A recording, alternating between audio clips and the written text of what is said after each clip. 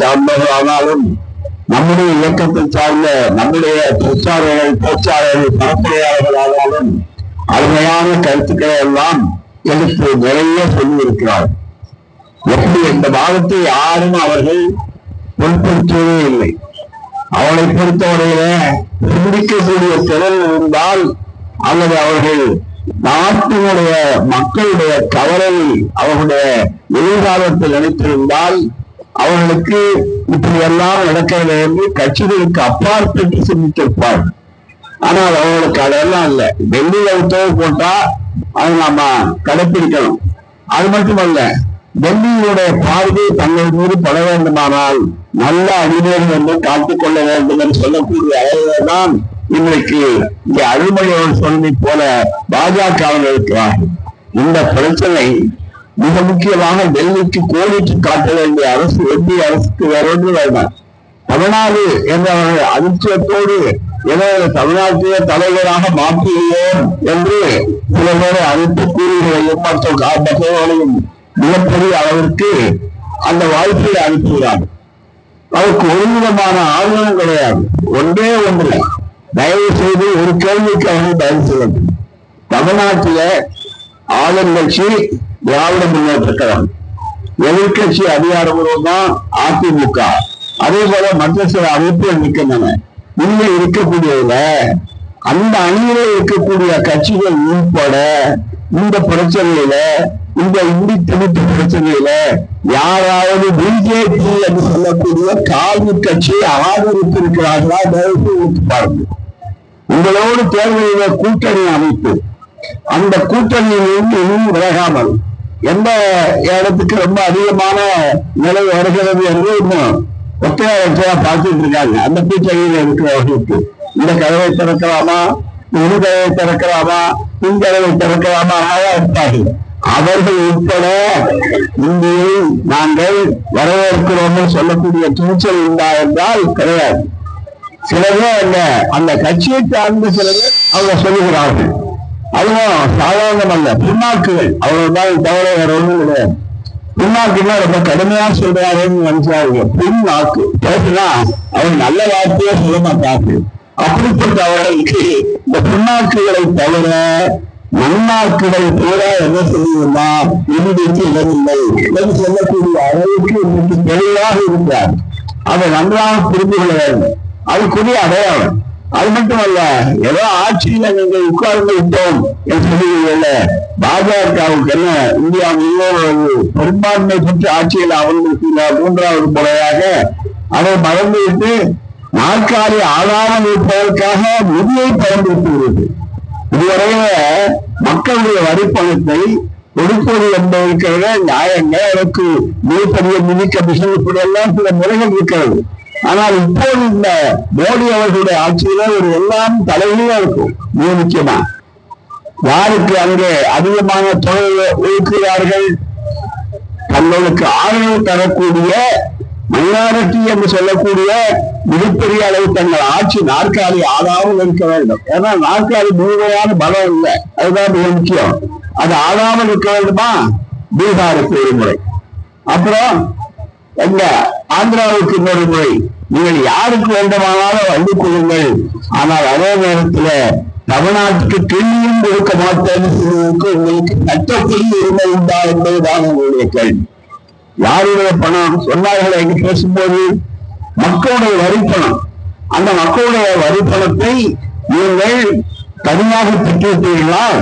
Budget போடும்போது இந்த நண்பர்கள் பேசினார்களே, அது என்ன? எல்லா மாநிலங்களிலும் வரக்கூடிய அந்த வரியைத்தானே கொண்டிருக்கிறீர்கள். மிக முக்கியமாக அந்த அடிப்படையை தெளிவாக தெரிந்து கொள்ள வேண்டும். அப்படி பார்க்கும்போதுதான் தெளிவான சில கேள்விகளை எடுத்துக் கொடுக்கும்போது இல்லை நீங்கள் 5000 கோடி இழப்பார், அவர் 2000 கோடி பாக்கினா இன்னமும் கொடுக்க மாட்டார், ஏற்கனவே இருக்கிற பாக்கியா அவர் கொடுக்க மாட்டார். ஏதோ இவர் என்ன சக்கரவர்த்திகள் மாதிரி உட்கார்ந்து கொண்டு மிக முக்கியமா தமிழ் மாநில அரசுகள் தான் கப்பம் கட்டுற சிற்றரசுகள் மாதிரி இருக்கக்கூடிய பழைய காலத்தில் நினைப்பவர்களுக்கு இதோ இந்த அரசியல் சட்டம், இந்த அரசியல் சட்டத்தை நீங்கள் பிரமாணம் எடுத்துக்கொண்டு நடக்கக்கூடிய ஆட்சி, இது ஒரு எதேச்சாதிகார ஆட்சி என்று உங்களால் பெருமாள் பொறுத்தவில்லை. நீங்கள் ஆனால் நடைமுறையை நீங்கள் செய்து கொண்டிருக்கிறீர்கள் என்றாலும் இந்த அரசியல் சட்டத்தின் மீதுதான் நீங்கள் பிரமாணம் எடுத்துக் கொண்டிருக்கிறீர்கள். அப்படி பிரமாணம் எடுத்துக்கொண்ட இந்த அரசியல் சட்டத்தில முதல்ல இருக்கிறது என்ன? மிக முக்கியமாக sovereign, socialist, secular, democratic, republic 5 அம்சங்கள் மிக முக்கியமாக. இறையாண்மை உள்ள, அதே போல சமதர்மம் மிக்க, அதே போல மதச்சார்பற்ற குடியரசாகிய ஜனநாயக குடியரசு இருக்கு. இதுவரையில மக்களால தேர்ந்தெடுக்கப்பட்டது. அப்புறம் நீங்க ஒரே நாடு, ஒரே தேர்தல், ஒரே மதம், ஒரே கலாச்சாரம் இதெல்லாம் சொல்வதற்காக பயன்படுத்துகிறீர்கள் என்பது இந்த அரசியல் சட்டத்துக்கே விரோதம். மிக முக்கியமாக இதைத்தான் இது வெறும் மொழி பிரச்சனை மட்டுமல்ல நண்பர்களே, இது மிக முக்கியமான மாநில உரிமைகள் பதிப்பு முயற்சி. அது மட்டுமல்ல, மக்களை எல்லாம் பேரப்படுத்துகிறது. மிக முக்கியமாக சொன்னார்களே, எங்களுக்கு தனிப்பட்ட நிலையில எந்த மொழியின் மீது வெறுப்பு கிடையாது. ஆனால் திணிப்பு என்று சொன்னால் எதையும் நாம் எதிர்த்துத்தான் தீரணும். தன்னை தெரியாது எப்போ எளிமையா உதாரணம் இல்லை. யாராவது ஒருத்தன் திருமணம் பண்ணிட்டு வந்த மனைவியை பார்த்து தினம் அடிச்சுக்கிட்டே இருக்கிறான், தினம் உழைச்சுக்கிட்டே இருக்கிறான், என்கிட்ட ஆசையாரு அப்படின்னு சொன்னா என்னைக்காவது ஆசை வருமா? நீ உன்னுடைய அதிகாரத்தை காட்டி மிகப்பெரிய அளவுக்கு தமிழ்நாட்டு மக்களை பொறுத்தவரையில இந்த மக்கள் அன்புக்கு வழிகாட்டக்கூடியதை தவிர அதிகாரத்துக்கு ஒருவரும் அவர்கள் கொடுக்க மாட்டார்கள். எங்களை நாங்கள் புறக்கணிக்கிறோம், உண்மை கொடுக்க மாட்டோம்னு சொன்னால் உங்களை புறக்கணிக்கக்கூடிய குரல் கொடுக்கக்கூடிய ஆட்கள் தமிழ்நாட்டில் உண்டு. எல்லா கட்சிகளும் ஒரு அணியில இருக்கிறார்கள், உங்களுடைய பிஜேபியை தவிர. அது பிஜேபியிலையும் பல அணிகள் உண்டு. உங்களுக்கு எந்த அணியிலே தெரிய முடியாது. அது மட்டுமா புலி மாதிரி இருக்கும். இப்ப அவர்களுக்குள்ள போட்டி அவ்வளவு பேர் இருக்கிற ஆட்கள் எத்தனை பேர் நன்றாக நினைத்து பார்க்க வேண்டும். ஆகவேதான் இந்த சோழத்தை படிக்க தவறக்கூடாது. முக்கியமான செய்தி. அது மட்டுமல்ல நண்பக, இன்னொன்று, இந்த அரசியல் சட்டத்தின் மீது பிரமாணம் எடுத்துக் கொண்டிருக்கிறார்களே, இந்த அரசியல் சட்டத்தில பல பேருக்கு ஏனென்றால் அவருக்கு கல்வி அமைச்சர் உட்பட மற்றவர் தெரிந்து கொள்ள வேண்டும். ஏன் நாங்கள் எதிர்க்கிறோம்? வெளிப்படையாக சொல்லியிருக்கிறார்கள். அத்தனை பேச்சாளர்களும் இங்கே தெளிவாக விளக்கிறார்கள். தமிழ்நாட்டில் ஏன் இருக்கிறோம், ஏன் தமிழ்நாட்டில் மட்டும் அவங்க தெளிவர்கள் சொன்னால், நீங்கள் உங்களுடைய வடமொழி கலாச்சாரத்தை, சமஸ்கிருத கலாச்சாரத்தை புகுத்த வேண்டும் என்பதற்காக முதல் அடியாக நுழைவு வாயிலாக இந்தியை நீங்கள் பயன்படுத்துகிறீர்கள். இதை கண்டறிந்தவர் தந்தை பெரியார். எப்போது? எங்களை போன்றவர்கள் மகன் நம்மில பிறக்காத காலம், எங்களை போன்றவர் குழந்தைகளாக இருந்த காலமாக 1937 இன்றைக்கு தமிழ்நாட்டில் ஆதிக்கமா, இதில் எல்லோரும் வாருங்கள் நாட்டினரே என்று குரல் கொடுத்த காலகட்டத்தில் தாய்மார்களை பற்றி சொன்னார்கள், இறந்தவர்களை பற்றி சொன்னார்கள். இறந்தவர்களுடைய உணர்வுகள் என்ன, தயவு செய்து எண்ணி பார்க்க வேண்டும். அப்படிப்பட்ட சூழ்நிலையில இந்த மிக முக்கியமான இந்த உணர்வுகள் என்பது இருக்கிறது. வெறும் இந்தி மட்டுமல்ல, இந்தியை ஒரு முக மனம் என்று சொல்லக்கூடிய அளவுக்கு வைத்திருக்கிறார்கள். அந்த முகக்காலத்துல இந்த அளவுக்கு நான் சமஸ்கிருதம் என்று சொல்லக்கூடிய அளவுக்கு என்ன, நமக்கு என்ன, ஏன் தமிழ் மொழி, ஏன் அதுக்கு சமஸ்கிருதம் எதுக்காக நீ எதுக்குன்னு சொன்னா, முதல்ல ஒரு மொழிய வேதப்படுத்துவது. நீங்கள் அதுல வேதம் இருக்கிறதுன்னு சொல்லலாம். ஆனால் சமஸ்கிருத கலாச்சாரம் என்று சொல்லும் போது அது ஒரு ஆரிய கலாச்சாரம் என்பதை விட இன்னும் ஆழமாக, பச்சையாக மக்களுக்கு ஏற்றி சொல்ல வேண்டுமானால், இதனுடைய ஆபத்தை புரிந்து கொள்ள வேண்டுமானால் வேத கலாச்சாரம் மட்டுமல்ல என்பது, அது அடிப்படையில் வேத கலாச்சாரம். வேதம் மிக முக்கியமா எடுத்த மொழியிலே அரசியல் சட்டத்துக்குள்ளே நுழைச்சு உழைச்சுட்டான். ஹிந்தி அபிஷியல் லாங்குவேஜ் என்று சொல்கிற நேரத்துல ஒரு மிக முக்கியமாக சொல்லும் போது கூட அங்கேயே ஒரு வேத கோடு போட்டார். என்ன பண்ணா, ஹிந்தி அபிஷியல் லாங்குவேஜ் சொல்லும்போது ஹிந்தின்னு ஒட்ட மொழியை மட்டும் சொல்லல, அதுக்கு அடுத்த வரி என்ன சொல்லியிருக்காருன்னா,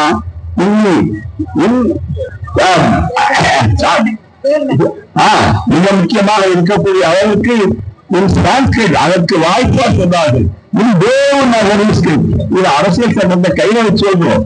தேவநகரி எழுத்துள்ள இந்திய அதுக்கு என்ன அர்த்தம்னா பெரிய வரலாறு மிக முக்கியமா. பல பேருக்கு அவருக்கு தெரியாது, தெரிந்தவர்கள் மறைத்துக் கொண்டிருக்கிறார்கள். அறிவாளிகள் வாதம் என்பவர்கள் யாராக இருந்தாலும் பதில் சொல்லக்கூடிய என்னுடைய கேள்விக்கு நாங்கள் எங்களை பொறுத்தவர்களை திறந்த மனதோடு இந்த பிரச்சனை அணுகின்ற பகுத்தறிவாதிகள். எனவே எங்களுக்கு தனிப்பட்ட முறையிலே வெறுப்பு என்பது கிடையாது. மாறாக மொழியை சொல்லுகிற நேரத்திலே கூட நீங்கள் என்ன சொல்லுகிறீர்கள்? தேவநகரி என்றால் கடவுள் பாஷை, தேவர்கள் பேசிய அந்த கடவுள் பாஷை. ஏன் என்று கேட்டால் முதல்ல வரும்போது உருவியை அழித்து விட்டுத்தான் அது வருகிறது. அதுதான் எண்ணி பார்க்கணும். முதல்ல வரும்போதே பேதத்தை உண்டாக்குகிறார்கள். அண்ணல் காந்தியடிகள் அவர் விரும்பிய மொழி எது என்று சொன்னால், எது ஆட்சியாளர் இருக்க வேண்டும் என்று சொன்னால் இந்த வரலாற்றை தெரிந்து கொள்ள வேண்டும். அவர் இந்துஸ்தானி என்று சொன்னார். இந்துஸ்தானி என்பது என்னவென்றால் பாசறை மொழி. அந்த பாசறை ராணுவர்கள் எந்த போது பெற்ற உருது மொழி. அந்த உருதோ உருந்தி கலந்ததுதான் இந்துஸ்தானி. மிக முக்கியமா அந்த உருது மொழிதான் நீண்ட காலமாக இருந்தது. இந்த சமஸ்கிருத இணைப்பு என்பது பிறகு இவரது படையெடுப்பு, பார்ப்பனியம் ஆரியம் படையெடுப்பு பிறகு உள்ளே நுழைந்து அவரே ரொம்ப சாமர்த்தியமாக அந்த பேதம் இப்ப பிரிவுகளுக்கு பேதம் என்று சொல்லக்கூடிய அளவிற்கு வித்தியாசப்படுத்தினாங்க. அது மட்டும் எல்லா மொழியும் படிங்கன்னு இன்னைக்கு மொழியை சொல்லுகிறீங்கள. உங்களுக்கு தாய்மொழின்னா சமஸ்கிருதம் யாருக்கு தாய்மொழி? தயவு செய்து எண்ணி பார்க்க நீங்கள் இந்த மொழியை இங்கே வைத்திருக்கிறீர்கள். அரசியல் சட்டப்படி நான் பேசுகிறேன். மற்ற செய்திகள் எல்லாம் மற்ற இடங்களில் சொல்வார். இது 8வது அட்டவணை அரசியல் சட்டத்துல. இந்த 8வது அட்டவணை இந்த புத்தகம் ரொம்ப நாளைக்கு மேல வாங்குறது. ரொம்ப பேர் பார்த்துருக்கீங்க. என்ன பார்த்தாலும் ராகுல் காந்தி இந்த புத்தகத்தை எடுத்துக்கலாம். அந்த வழியா நிறைய அச்சரிச்சு கொடுத்துருக்காங்க. நிறைய செலவாயிருக்கு. இது அவர் பார்க்கறதுக்கு முன்னாடியே முகத்தெளிவாக வந்தது. இது இருக்கிற ஒரு செய்தியை நீங்கள் இது அறிவார்ந்த அரங்கம். ஆகவே தெரிந்து கொள்ளணும். 8வது அட்டவணை அதுதான் மொழியை பொறுத்தவரையில இருக்கக்கூடிய 8வது அட்டவணை. இந்த 8வது அட்டவணையில மொழி முதல்ல ஆரம்பத்துல 14 மொழிகள். அதுக்கப்புறம் கொஞ்சம் கொஞ்சமா அவர்கள் சேர்த்தார்கள். ஏன்னா அந்தந்த மக்களை திருப்தி செய்ய வேண்டும் என்பதற்காக அந்தந்த மொழிகளை எல்லாம் சேர்த்தார்கள். அதுல வருகிற போது பார்த்தீர்களானா மிக முக்கியமாக இதற்கு என்ன தலைப்பு கொடுத்தார்கள் என்று சொன்னால் நீங்கள் புரிந்து கொள்ளணும். அந்த 14 அவர்கள் யாரோ இருந்தாலும் இந்த பதில் சொல்லட்டும். அரசியல் சட்ட ரீதியாக பேசுகிறோம். நாங்கள் சட்ட ரீதியாக நீங்கள் இந்த அரசியல் சட்டத்தின் மீது பிரமாணம் எடுத்துக் கொண்டிருக்கிறீர்கள். குடியரசுத் தலைவர் இருந்து பஞ்சாயத்து தலைவர் வரையில உச்ச நீதிமன்றம், உயர் நீதிமன்றம், எந்த உயர் நீதிமன்றம் அளவுக்கு வந்தாலும் அந்த பதவி ஏற்க வேண்டுமானால் அந்த நீதிபதிகள் கூட ஆளுநர்கள் உட்பட அதை பதவியேற்கக்கூடியதற்கு முன்னாலே இந்த அரசியல் சட்டத்தின் மீதான பிரமாணம் எடுக்கிறீர்கள். இந்த அரசியல் சட்டத்துல இருக்கக்கூடிய 22 மொழிகள் அது சேர்த்துக் கொண்டிருக்கிறார்கள். முதல்ல இல்ல, இந்த 22 மொழிகள்ல தலைப்பு என்ன? தயவு செய்து எண்ணி பார்க்க வேண்டும். லாங்குவேஜஸ், அவ்வளவுதான். மொழிகள் எல்லாத்துக்கும் சமமா இது அவள் கண்டிப்பது மொழிகள். தேசிய மொழி, தேசியம் என்ற வார்த்தையை நீங்கள் சொல்லுவீங்களே, இந்த தேசியத்தார்களே இன்னும் பிறகு அவர்கள் கேட்கிறோம். எங்கேயாவது நேஷனல் லாங்குவேஜஸ் என்று தலைப்பு இருக்கிறதா? தேசியம் என்ற மொழிகள் போட்டி, அதாவது ஹிந்தி தேசிய மொழி என்று ஏதாவது இருக்கிறதா? தயவுசெய்து காட்டுங்கள். அரசியல் சட்டத்தில் கட்டாக்கள் ஏன் செய்யல? பிறகு பார்ப்பவர்கள் கூட பெரும்பான்மையாக இருந்தார்கள். அம்பேத்கர் ஒரு வாழையை புதையாக என்னை பயன்படுத்தி இருக்கிறார்கள் என்ற ஒரு மனம் என்று சொன்ன நிலையிலே கூட அவர்களால் தடுக்க முடியாத அளவுக்கு இங்க வந்திருக்கிற போது இந்த 8 மொழிகளிலே மிக முக்கியமான மொழிகள் என்று சொல்லக்கூடியதை தடுத்து அவரை சுட்டிக்காட்டி இருக்கிறார்களா? முதல்ல இருக்கக்கூடியது ஆல்பபெட்டிக்கல் ஆர்டர் என்று சொல்லக்கூடிய அந்த வரிசையில போட்டிருக்கிறான். அவர் அப்படி வருகிற நேரத்துல இதுல பஞ்சாபி, சான்ஸ்கிரிட், சந்தாலி பாத்தீங்கன்னா மிகப்பெரிய அளவுக்கு ஹிந்தி மொழியில பார்த்துதான் ஹிந்தியே பல மொழியா இருக்கு. சாதாரண மொழி அல்ல, ஆனா தனித்தனி மொழியா. ஏனென்றால் வெறும் ஹிந்தி என்றால் இந்தியா முழுவதும் பெரும்பான்மையோடு பேசுகின்ற மொழி. ஆகவே நீங்கள் பெரும்பான்மையோடத்தான் ஏற்றுக்கொள்ள வேண்டும் அப்படின்னு சொன்னாங்க. இப்ப அந்த வாதத்தை அது சொல்றதில்லை. அதுல அண்ணா மாநிலங்களவையில ஒரு கேள்வி கேட்டார். நேருவை ஒத்துக்கொண்டு சொன்னார், மற்றவர்களையும் பார்த்து சொன்னார். காங்கிரஸ் என்பவர்களை அப்ப வாதம் பண்ணார். ஏன் நீங்க இந்திய இருக்கிறீங்க, இங்கிலீஷ்ல வாதம் சொல்றீங்க, பெரும்பான்மையோடு பேசுகிற மொழி. உடனே சொன்னார். அண்ணா என்ன சொன்னார் என்றால், தந்தை பெரியாரிடம் தெரிந்த மாணவர்கள் அந்த கேள்வி பதில்னா நாங்க இருக்கிற கேள்விக்குரியவங்க யாரும் சொன்னதில்லை. மற்றவர்கள் கேட்ட கேள்விக்குத்தான் நாங்கள் பதில் சொல்லிக் கொண்டிருக்கிறதே தவிர நாங்கள் கேட்ட கேள்விகளை எவரும் இதுவரையில பதில் சொன்னது கிடையாது. அதுதான் கைத்தறியான அளவுக்கு அப்போது எழுந்து சொன்னார்.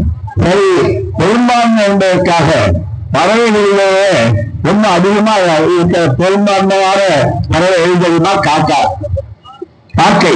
எனவே தேசிய பறவை, தேசிய பறவை, நேஷனல் என்று சொல்லக்கூடிய அளவுக்கு நீங்கள் ஒரு பறவையை தேர்ந்தெடுத்தீர்களே, ஏன் மயிலை தேர்ந்தெடுத்தீர்கள்? நியாயமா பெரும்பான்மையாக என்று சொன்னால் நீங்கள் அதையல்லவா தேர்ந்தெடுக்கணும். வாய கூடிவிட்டா அதுதான். அதுக்கப்புறம் இல்லை, வார்த்தையே சொல்வதில்லை. பெரும்பான்மையோடு சொன்னார். சரி, இப்ப சமஸ்கிருதத்தை கொண்டு வந்து ஒவ்வொரு இடத்துலையும் கொண்டு பிரித்துக் கொண்டிருக்கிறீர்கள். இதைவிட மிக முக்கியமாக ராஜஸ்தான், மத்திய பிரதேஷ் போன்ற இடங்கள்ல இருந்து இந்த இடத்தை எல்லாம் தூக்கி போட்டு விட்டார்கள். நேற்றைய உயிரை வாங்கி பாருங்கள், எத்தனை மொழி விருது அழித்திருக்கிறது என்பதற்கு ஆதாரத்தோடு எழுதியிருக்கிறோம், புள்ளிவிவரத்தோட. மிக முக்கியமாக எனவே ஒரு கலாச்சாரத்தை அழிக்க வேண்டுமானால், ஒரு இனத்தை அழிக்க வேண்டுமானால், நாகரிகத்தை அழிக்க வேண்டுமானால் முதலில் அவர்களுடைய மொழியை கையாளுவது. அதே சொல்றாங்கப்ப தெரிந்தோ தெரியாமல திரும்போ தெரியாமல நம்ம மாநிலங்களவையில ஒரு துணைத் தலைவர் இருக்கிறார். அவர் நேற்று சொல்றாரு பாத்தீங்கன்னா, ரொம்ப மிக முக்கியமா ஒரு நாட்டை அழிக்கணும்னா மிக முக்கியமா அவங்க மொழிய அழிக்கணும்னு சொல்லியிருக்காரு. என்ன அவங்களுக்குள்ள சண்டைன்னு தெரியல. பச்சையா பூமி குத்து வெளியே வந்தது என்று சொல்லக்கூடிய அளவுக்கு மொழியை அழிக்க வேண்டுமானால் சிரிப்பா. அதனால தமிழ்நாடு உணர்வு இருக்கக்கூடாது என்பதற்காகத்தானே தமிழின உணர்வு என்று சொன்னாலே எங்களுக்கு பிடிக்காது என்று சொல்லக்கூடிய அளவுக்கு தானே இருக்கிறார்கள். ஆகவே நான் மிக முக்கியமாக எண்ணி பார்க்க வேண்டும், இதுல எங்கேயும் தேசிய மொழி கிடையாது. அடுத்தபடியாக நான் பூரா ஏன்னா மற்றவர்கள் மற்ற செய்திகளை சொல்லி இருக்கிறார்கள், சில செய்திகள் பின்னாலே வருகிறேன். அதுக்கு முன்னால சொல்ல வேண்டியது என்னன்னா, அடிப்படை கடமைகள் உண்டு. 51A என்று சொல்லக்கூடிய இந்த 51A என்ற புதிதாக இருக்கக்கூடிய அடிப்படை கடமைகள் நாங்கள் அடிக்கடி சொல்லுவோம். பகுத்தறிவு மனப்பான்மையை உண்டாக்கக்கூடியது என்று சொல்லக்கூடிய இந்த பகுத்தறிவு மனப்பான்மை என்று shall be the duty of every citizen of India to develop scientific temper, humanism and the spirit of inquiry and reform என்ற அடிக்கடி இந்த 16 பூரா பிரச்சாரம் பண்ணியிருக்கோம். இந்தியா பூராவது இதைத்தான் அதிகமா தெரிஞ்சிருக்காங்க, இந்த வரிசையா வந்திருக்காங்க. ஆனா இவர்கள் இந்த சூழ்நிலையில சுட்டிக்காட்டப்பட வேண்டியது அடிப்படை கடமை. ஒவ்வொரு குடிமகனுக்கும், அது இந்தியா முழுவதுக்கும், தமிழ்நாட்டுக்கு மட்டுமல்ல. தமிழ்நாட்டுக்காரன் புத்திசாலி முதல்ல புரிஞ்சுட்டான், அதனால எடுத்து சொன்னா நாங்கள் 30 ஆண்டுகளுக்கு முன்னாலே சொல்லணும். இப்பதான் மற்றவர்கள் பின்பற்றி வரக்கூடிய அளவுக்கு இருப்பார்கள். ஏன்னா இனிவரும் உலகம் தந்தை பெரியாரோடு பேசி பேச்சு அன்றைக்கே பரிசோதனைக்குள்ளாய் வரும் குழந்தை விட்டிருக்கிறாரு. இன்னைக்கு எல்லா இடத்துலையும் பாத்தீங்கன்னா கருத்தரிப்பு மையம். என்ன அர்த்தம்? பிரம்மாவுக்கு வேலை இல்லைன்னு அர்த்தம். அதுதான் மிக முக்கியம். அவர்தான் பின்னம் முடிச்சு போடுவாரு, அவர்தான் அவர்தான் இது பண்ணாங்க. பிரம்மா அவுட் ஆஃப் கண்ட்ரோல், அவ்வளவுதான் தவிர வேற வேலையே கிடையாது. மிக முக்கியமா மிக தெளிவானது. வேணாமா நிறுத்தணும்னாங்க. இப்ப அவருக்கு எந்த தீர்மை முக்கெல்லாம் கருத்தரிப்பு மையம். பெரியார் அந்த காலத்திலே ரொம்ப தெளிவாக 60-70 ஆண்டுகளுக்கு முன்னால சொன்னார். அந்த வரிசையாக ஃபண்டமெண்டல் டியூட்டிஸ், அடிப்படை கடமைகள், அரசியல் சட்டப்படி இந்த அடிப்படை கடமைகள்ல ஒண்ணு நன்றாக பிரதமருக்கும் மோடி அவர்களுக்கும் பிரதமர் அவர்களுக்கும் அரசியல் சட்டத்தை பார்த்து வேண்டாம். நம்ம பிரதமருக்காக பாருங்க, அற்புதமான பிரதமர். எல்லாரும் பதவியேற்ற நேரத்துல அவர்கள் சொல்லுகின்ற பிரமாண வாசகத்தை பற்றி சொன்னாங்க. ஆனா நம்ம பிரதமர் 2வது முறையா வந்த கூட இதெல்லாம் தொலைக்காட்சியை பார்த்துருப்பீங்க. நேரம் இறங்கி கீழே போனார். கீழே போன உடனே யாரோ முக்கிய சில நேரங்கள் அவருடைய குருநாதர்கள் அந்த வழிகாட்டிகள் RSS தலைவர்லாம் இருக்காரு. அவரை போய் வழங்கிட்டு அதுக்கப்புறம் பதவியேற்க வரப்போறாரு. அவரோட பார்த்தோம் தொலைக்காட்சியில. உடனே அவர் என்ன பண்ணாருன்னா, அங்க ஒரு கல்லு மாதிரி ஒரு ஸ்லாப் இருந்தது, அதை பார்த்து அப்படியே முழுக்க எப்பவும் தலைய கீழே வச்சுதான் கொண்டுறாரு. வந்தோடனே என்னன்னா, கான்ஸ்டிடியூஷன் ஆஃப் இந்தியா, அதாவது இந்த அரசியல் சட்டத்தின் மேல அவ்வளவு பெரிய பக்தியோட அவ்வளவு வணங்கக்கூடிய அளவிற்கு இருக்கக்கூடியவருக்கு ஒன்றே ஒன்று, அதுல எல்லா பகுதியும் வரணும். இந்த ஒரு பகுதியில shall be the duty of every citizen of India சொல்லுவதில் மிக முக்கியமாக பிரிவு. இது பல பேருக்கு தெரியாது, வழக்கறிஞர்கள் உட்பட அல்லது படிச்சிருக்க மாட்டாங்க, வேக வேகமாக படிச்சு இருப்பாங்க. ஏன்னா இது அறிவார்ந்த சபை எல்லாம் கலந்து இருக்கிறது. இந்த நேரத்தில் சொல்றோம், it shall be the duty of every citizen of India என்று சொல்லி to promote harmony and the spirit of common brotherhood amongst all the people of India. இந்தியாவில் இருக்கிற அத்தனை உணர்வுகளுக்கும் சகோதர தத்துவத்தை, ஒரு சகோதர தத்துவத்தை உருவாக்க வேண்டும் என்று சொல்லுகிற நேரத்தில் all the people of India transcending religious, மத உணர்வுகளை தாண்டி transcending religious, linguistic மொழி உணர்வு and regional and sectional diversities to renounce the practices derogatory to the dignity of women என்று சொல்லக்கூடிய அளவுக்கு இது அத்தனை செய்யணும்னா சமஸ்கிருத கலாச்சாரத்துல உண்டா? மனித இனத்துல பெண்களை மதிச்சிருக்கிறார்களா? சமஸ்கிருத கலாச்சாரத்துல ஆணுக்குள்ள உரிமை பெண்ணுக்கு உண்டா? தயவுசெய்து நினைத்து பார்க்க வேண்டும். அது மட்டும் இல்ல, மிக முக்கியமாக அவர் சொல்லும் போது காமன் என்று சொல்லக்கூடிய காம்போசிட் கல்ச்சர், இதை சொல்லும் போது மிக முக்கியமாக சொல்லுகிறார்கள், இந்த உணர்வுகள் என்பது இருக்கிறது காமன் பிரதர்ஹுட் ஹார்மனி என்று சொல்லக்கூடிய அந்த வேல்யூ மிகப்பெரிய அளவு. டு வேல்யூ அடுத்தது to value it shall be development to value and preserve the rich heritage of our composite culture. இது ஒரே கல்ச்சர் அல்ல, ஒரே நாடு, ஒரே மொழி, ஒரே கலாச்சாரம் என்று சொல்வதற்கு இல்லை. இது வேற அரசியல் சட்டத்துக்கு விரோதம். இது நான் நன்றாக எடுத்து பார்க்கணும். இதை ஒழுங்காக சொல்லுகின்ற ஒரே நாடு, ஒரு மாநிலம் தமிழ்நாடு தான். இதை வலியுறுத்துகிற ஒரு முதல்வர் இந்தியாவுடைய ஒப்பற்ற முதல்வராக இருக்க நம்முடைய திராவிட மாடல் முதல்வர் தான். முதல்வருடைய குரல் அதனால் உலகளாவுக்கு வரவேற்கப்படக்கூடியதாக இருக்கிறது. படிக்காதே என்று சொல்லுகின்ற ஒரு கலாச்சாரம், எதை கொடுத்தாலும் சூத்திரர்களுக்கும் பெண்களுக்கும் கல்வியை கொடுக்க கூடாது. இன்னும் தாய்மார்கள் சகோதரிகள் முன்ன மன்னிக்க வேண்டும். இந்த பகவத்கீதை மீது அந்த பகவத்கீதையை என்ன சொல்லி இருக்கிறது? பெண்களும் சூத்திரர்களும் பாவையாடியில் இருந்து பிறந்தவர்கள், அசுத்தமானவர்கள் எழுதியிருக்கிறார்களே. அந்த வடமொழியை அதை எடுத்துக்கொண்டு நீங்கள் சொல்லிக்கொண்ட அந்த கலாச்சாரம் அதை பரப்புவதற்கும் அது ஒரே ஒரு சட்டமாக இருக்க வேண்டும் என்பதற்கும் இந்த அரசியல் சட்டத்திற்கு கொஞ்சம் கொஞ்சமாக விலை கொடுத்து விட வேண்டும். வெளிப்படையாக செய்யாமல் இப்படியெல்லாம் கொஞ்சம் கொஞ்சம் நுழைச்சு கொண்டே வந்தால் வசதியாக இருக்கும் என்பதற்காகத்தான் இந்த திணிப்பு. அதுதான் சமஸ்கிருத திணிப்பு, கலாச்சார திணிப்பு. ஒரே நாடு, இந்த நாடு தான், ஒரே மதம், என்னுடைய மதம் தான், ஆரிய மதம் தான், ஒரே கலாச்சாரம், ஆரிய கலாச்சாரம் தான். இது சொல்லுவதற்கு திணிப்போடு சொன்னால் நாங்கள் தமிழ்நாட்டுக்காரர்கள் இழிச்சவாயர்களா, ஏமாளிகளா? 80 ஆண்டுகளுக்கு முன்னாலே, 88 ஆண்டுகளுக்கு முன்னாலே எங்கள் தாய்மார்கள் தங்கள் கருவை சுவைந்து கொண்டுள்ள சிறைத்தாளிகளை இருந்திருக்கிறார்கள், இறந்திருக்கிறார்கள், உயிர் தியாகம் செய்திருக்கிறார்கள், தொடர்ந்து வந்து கொண்டிருக்கிறது. எனவே அலட்சியமாக நீங்கள் நினைக்காதீங்க. அத்தனை கட்சிக்காரர்களும் ஒவ்வொரு கட்சிக்காரரும் தனித்தனியே போட்டி. ஆனால் கூட்டணியில் இருக்கிற கட்சிக்காரர்கள் கூட வெளிப்படையாக நாங்கள் இந்த மும்மொழி திட்டத்தை தான் ஆதரிப்போம் சொல்லக்கூடிய தைரியம் உண்டா? அந்த நிலைக்கு என்ன காரணம்? எங்களுக்கு என்ன மொழிதான் சொல்ல வேண்டிய அளவிற்கு வாய்ப்புகள் எங்களுக்கு மற்றவர்களை தடுக்க முடியல. காய்கறி சந்தை இருக்கீங்க, காய்கறி கடைகள் இருக்காங்க, இந்த கடைகள்ல போய் எல்லா காய்கறியும் வச்சிருக்காங்க, பாக்குறீங்க. யாருக்கு எது விருப்பமோ அதை எடுத்துட்டு போகணுமே தவிர காய்கறி கடை ஒரு பொருள் எடுத்த உடனே இல்ல நீங்க இது வாங்கிட்டு போனதான் உங்களுக்கு அதை பிடிப்போம், இல்லைன்னா உங்களுக்கு அபராதம், நாங்க உங்களுக்கு கொடுத்த பணத்தை எல்லாம் தீர்ப்பு கொடுக்க மாட்டோம், எல்லா பொருளையும் சொல்லணும்னு சொல்லக்கூடிய உரிமை கிடைச்சா காய்கறிக்காரர்கள் ஏமாற்ற முடியுமா? ஆனால் இவர்களுக்கு இருக்க நானும் கூட இன்னைக்கு டெல்லியில இல்லை என்று சொல்லும் போது எவ்வளவு வெட்கப்பட வேண்டிய எண்ணி பார்ப்பேன். என்னைய சாப்பாட்டுக்கு என்ன எதை சாப்பிடுறது இவர் முடிவு பண்றதா மிக முக்கியமா? எண்ணி பார்க்கணும்னா நீ நினைத்து பார்க்கணும். ஆகவே தான் நன்றாக நீ நினைத்து பார்க்க வேண்டிய கட்டத்துக்கு வந்திருக்கிறோம்.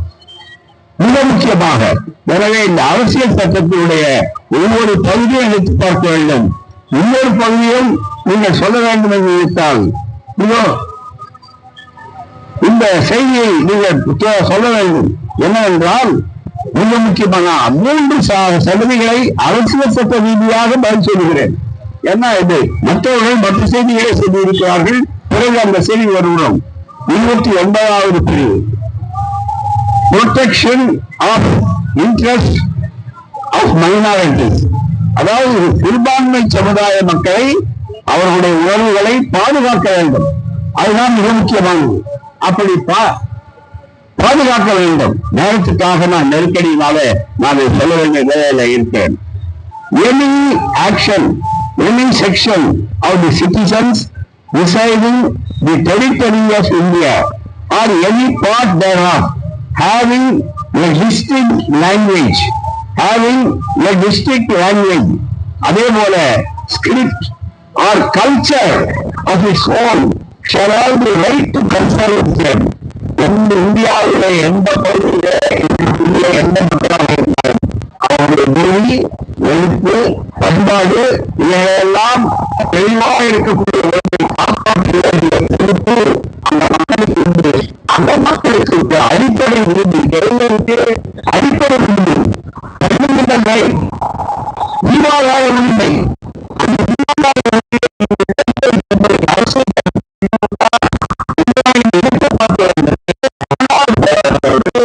தமிழ்நாட்டுடைய முதல்வர் அவர்கள் உண்மையாக இருக்கிறார்கள்.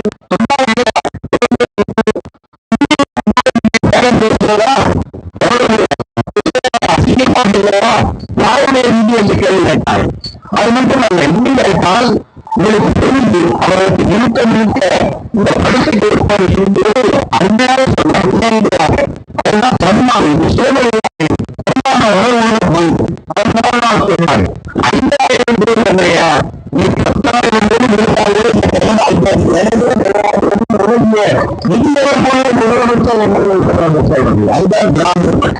அதை எண்ணி பார்க்க வேண்டும். மிக முக்கியமா